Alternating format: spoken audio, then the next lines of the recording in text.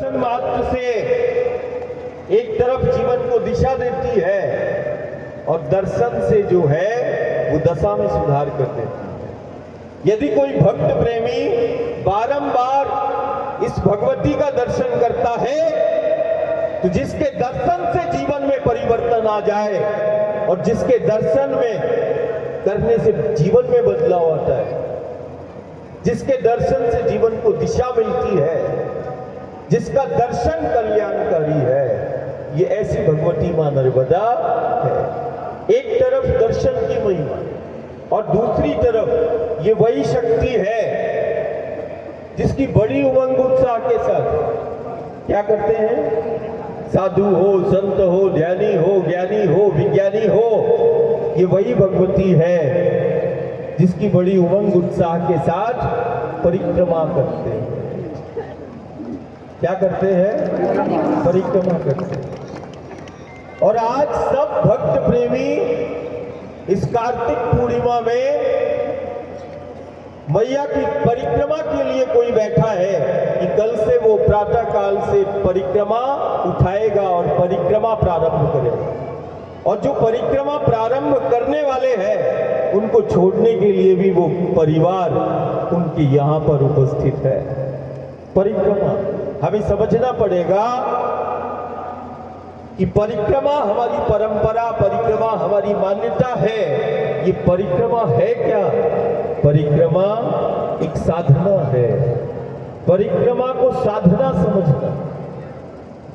कोई भी देवी और किसी की भी साधना शक्ति की करोगे, वो साधना जीव का कल्याण करती है, लेकिन एक ऐसी साधना जिसको हम नर्मदा परिक्रमा कह रहे हैं, एक ऐसी साधना तो किसी की भी करोगे वो जीव का कल्याण करती है, लेकिन एक ऐसी साधना जो जीव का ही नहीं कुल का उद्धार कर देती है, जगत का उद्धार कर देती है, ये वो साधना है जिसको हम नर्मदा परिक्रमा कहते हैं। साधना एक व्यक्ति करता है। साधना क्या करेगा? एक व्यक्ति करेगा, लेकिन एक व्यक्ति साधना करता है इस मां के पथ पर और वो पूरे कुल को तार लेता है, कुल का उद्धार कर देता है। एक व्यक्ति चलेगा, सारे कुल का उद्धार कर देता है। ये कुल को उद्धार करने वाली साधना है। जीव का ही नहीं, कुल का, जगत का उद्धार कर देती है एक ऐसी साधना। नर्मदा परिक्रमा एक साधना है, एक आराधना है, एक उपासना है। नर्मदा मैया की परिक्रमा एक सहज योग है। यदि खुद से कोई मिलना चाहता है तो करे वो नर्मदा परिक्रमा, और यदि कोई परमात्मा ईश्वर से मिलना चाहता है तब भी कर लो तुम नर्मदा परिक्रमा। सहज साधना है, सहज योग है जो स्वयं से भी मिलाती है और जो साधना शंकर से, परमात्मा से प्रत्यक्ष मिला दे, ऐसी साधना। अब ये साधना क्या होती है? साधना का जैसे ही ध्यान, आराधना, साधना हमारे चित्त के अंदर आता है तो एक तस्वीर आती है कि बैठकर कोई ध्यान लगा रहा है, बैठकर कोई आराधना कर रहा है। लेकिन जगत में मात्र एक ऐसी साधना है जहां चलना साधना कहलाती है। सिर्फ चलना है ऐसे। इसलिए आज हमने ये सब सीधा कर दिया। क्या देखा था? ये चलना। आप प्रवचन नहीं समझना क्या हो रहा है? चलना। दुनिया का एक मात्र ऐसा पथ कि जाने में अनजाने में यदि कोई 4 कदम भी चलता है तो जहां चलना साधना कहलाती है वो है नर्मदा का पथ, जिस पथ पर तुम बैठे हो, जहां चलना साधना कहलाती है। और जाने अनजाने में भी यदि कोई बैठ गया तो जहां बैठना आराधना और उपासना हो जाती है। अब तुम जैसे बैठे हो ये उपासना हो रही है, ये और 4 कदम यदि चले तो साधना। दुनिया में तुम कहीं भी चलो, चलना साधना नहीं मानी जाएगी, लेकिन एक दुनिया में नर्मदा का पथ है जहां चलना साधना कहलाती है। चले तो साधना है और बैठ गए तो उपासना है। एक ऐसी साधना जो जीव का ही नहीं कुल का उद्धार करती है। एक ऐसी साधना जो जीवन को दिशा देती है। एक ऐसी साधना ये नर्मदा परिक्रमा है कि कभी विचार करना, यदि तुम्हारे गांव नगर में किसी ने मैया की परिक्रमा की है तो उसके पहले का जीवन देखना और परिक्रमा के बाद का उसका जीवन देखना, बहुत परिवर्तन आएगा उसके रहन सहन में, उसके बात करने में, मतलब उसके जीवन में परिवर्तन आ जाता है जो नर्मदा मैया की परिक्रमा करता है। जहां चलने से जीवन को दिशा मिल जाए और जहां चलने से परमात्मा और ईश्वर मिल जाए, वो ये नर्मदा का पथ है। जहां चलने से, मात्र चलने से देव पितर पूर्वज प्रसन्न हो जाते हैं। नर्मदा के पथ पर चलने से देव पितर पूर्वज प्रसन्न हो जाते हैं। नर्मदा के पथ पर चलने से परमात्मा और ईश्वर का साक्षात्कार ही नहीं होता, परमात्मा और ईश्वर प्रत्यक्ष उसको मिल जाता है। ये वो नर्मदा का पथ है। तो जितना भी ओंकारेश्वर इस महातीर्थ क्षेत्र में जो भी परिक्रमा इस साधना के लिए इधर आया है, एक हमारी प्रार्थना है कि जो भी परिक्रमा कर रहा है ये तो ये भूल जाए कि हम 2 हैं, 5 हैं, 7 में है, कोई बोलेगा 10, हम लोग 10 गांव से आए, नगर से आए।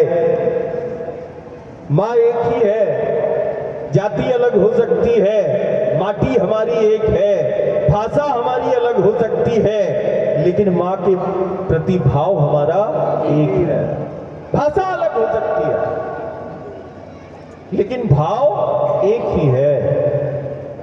तो बड़े उमंग उत्साह के साथ ये असाधारण साधना कल से सुबह प्रातः जो भी जहां भी रुका हुआ है, जो भी धर्मशाला में, जो भी तीर्थ क्षेत्र में रुका हुआ है, दादा हर उस परिक्रमावासी के साथ में है जो माँ को देख रहा है और जो माँ के पथ पर जप और तप कर रहा है। ये आद्य शक्ति भगवती साक्षी है। उस हर एक नर्मदा मैया के पथ के पथिक के साथ दादा और बाबा साथ में है, दोनों साथ में। मेरी बातचीत हो या ना हो, लेकिन निश्चित मान के चलना कि यदि तुम इस पथ पर चल रहे हो, ये हमारा वचन है, बड़े उमंग उत्साह के साथ अपनी इस साधना को प्रारंभ करो, इस सहज योग को प्रारंभ करो। जीवन को दिशा और घर परिवार और समाज की दशा में सुधार वो हो, और हर एक घर परिवार व्यक्ति इस माटी से जुड़े, उस गंगा से जुड़े, इस नर्मदा से जुड़े। कई लोग हमसे, ज्ञानी लोग बोलते हैं कि नहीं दादा ने कौन सी शक्ति को प्राप्त किया है, ना अन्न लेते हैं, अब तो माँ का जल भी नहीं लेते, अब तो हम वायु पर ही चलते हैं। किस पे चलते हैं? ये देख, ये कोई संत नहीं चल रहा, ये उस माँ का, उस आद्य शक्ति का एक बालक चल रहा है, सिर्फ उस माँ की उस जीवंत प्रामाणिकता के लिए चल रहा है। यदि तुझे देखना है इस शक्ति को तो देख, देख, देख चल रही है, देख ऐसे चलती है, वायु पर चलती है और जल पर जो है ऐसे रहती है। आज दुनिया देखती है, प्रामाणिकता है, माना नहीं है, ये जाना है, जाना है। और आज हम दुनिया को, उन ज्ञानी विज्ञानियों को हमेशा आमंत्रित करते हैं, ये सदी है, ये युग है, अपनी माटी से जुड़ो। कोई बोलता है कि दादा ने कौन सी शक्तियां प्राप्त की, तो मैं घर परिवार को बोलता हूं कि उसको बोल देना। और सिर्फ हमने ही नहीं, हमने तो जन्म से ही प्राप्त की है और तूने भी जन्म से प्राप्त की है। दुनिया देख ले, देख हमारे पास गंगा है, देख हमारे पास नर्मदा है, देखो हमारे पास यमुना है, देख हमारे पास गोदावरी है, कावेरी है। दुनिया के लिए ये नदियां हैं, हमारे लिए ये शक्तियां हैं। क्या है? शक्तियां हैं। हमने शक्ति को प्राप्त किया गंगा के रूप में। देख, हमारी ये है शक्ति जिससे हमारा अस्तित्व जिससे हमारा अस्तित्व है, अस्तित्व भी इसी से है। और यदि इस तट और पथ पर यदि कोई चला तो व्यक्तित्व भी इसी पथ पर वो चल के बना लेता है। हम कभी बच्चों से, घर परिवार से बोलते हैं, चलो नर्मदा के पथ, चलो नर्मदा के पथ। अरे दादा कुछ तो बताओ, कोई ऐसी विधि बताओ जिससे हमारे बच्चे की, घर परिवार की किस्मत बदल जाए। कोई ऐसी विधि, कोई ऐसा अनुष्ठान, कोई ऐसी पूजन बताओ कि लक्ष्य और लक्ष्मी की प्राप्ति हो जाए। एक सहज उपाय जिसके पथ पर चलने से, हम कोई विधि नहीं बताने के लिए आए, हम तुम्हें कोई विधि नहीं बताएंगे। हमने तो सिर्फ उस नर्मदा के पथ पर गांव घर को, चाहे वो नर्मदा के पथ हो, चाहे गंगा यमुना का पथ हो, गोदावरी का पथ हो, ये वो असाधारण पथ है जहां चलने से व्यक्तित्व का निर्माण होता है। किससे? और यदि व्यक्तित्व का निर्माण हो गया तो जो तू चाहे वो प्राप्त कर लेना। सिर्फ हमें एक व्यक्तित्व का, एक ऐसी साधना जो व्यक्तित्व का निर्माण करती है, ये वो नर्मदा मैया की परिक्रमा है, जहां चलने से व्यक्तित्व का निर्माण होता है। ये व्यक्तित्व के निर्माण का पथ है, ये युग निर्माण का पथ है। ये सिर्फ जीवन का संचालन नहीं होता, यहां से तो तुम्हारे हाथों में जगत का संचालन प्राप्त हो सकता है। तुम निष्काम भाव से सिर्फ नर्मदा मैया के पथ के पथिक बन जाओ, है ना? ठीक है, थोड़ा मुस्कुराओ ना, थोड़ा और मुस्कुराओ। माँ बोलती मुस्कुराना भी दवा है, जब डॉक्टर की गोली काम ना आए तो बढ़िया मुस्कुराना, है ना?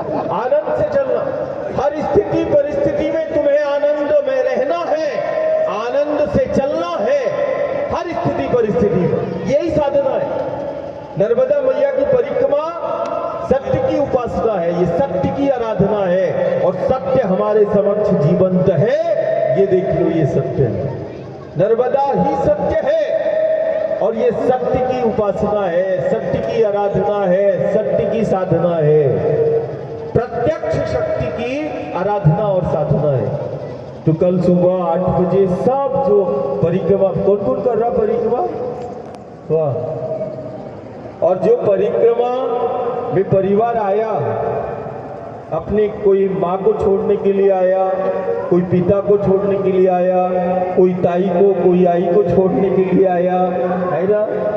कोई बहन को छोड़ने आया, कोई भाई को छोड़ने आया, कोई अपने मित्र को छोड़ने आया। अरे छोड़ने नहीं आया, माँ से जोड़ने आया। क्या बोलना है? छोड़ने नहीं आया, सुबह से ही परेशान कर दिया। दादा मैं अपनी माँ को छोड़ने आया हूँ, कोई बोल रहा है मैं अपने भाई को छोड़ने आया हूँ, कोई बोल रहा है कि दोनों ही पति पत्नी है, तो वो माता पिता बोल रहे बच्चे साथ में जा रहे हैं, बच्चे बोल रहे हैं कि मैं माता पिता को छोड़ने आया। अरे छोड़ने नहीं आया, तू माँ से जोड़ने आया। क्या आया?